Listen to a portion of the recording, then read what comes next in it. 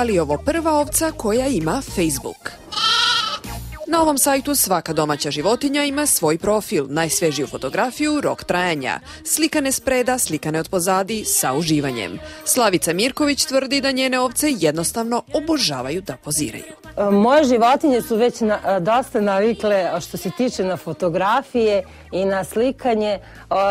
Kažem, naročito to kad sam počela sa profilom na Facebooku, volim da ih čekam, pa onda i malo da vidim kako stanu, pa hoću od pozadi, pa evo kao sad što one su jako pitome, njih čak eto sad ni kamera, svetlo, ništa to njih toliko ne uznemirava, jer one su navikle na blic, navikle su na sve. Sve se vidi, nema laži, nema prevare, ni lažnog profila.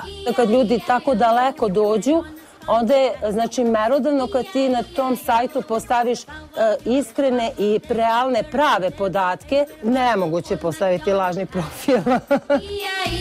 A evo šta je bila zvezda vodilja tvorcima ovog sajta. Srđan i ja smo došli na ideju pa zašto ne bi prodavali životinje kao automobile. Stočarstvo kao jedna od glavnih grana poljoprivrede nam se učinila, da kažem, kao veoma interesantna da krenemo da pravimo neko IT rješenje. Ovčice imaju sve na šta ste navikli.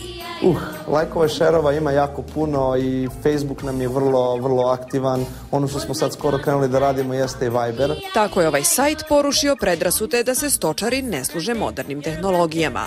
Dokaz je tu. Sva stoka je online.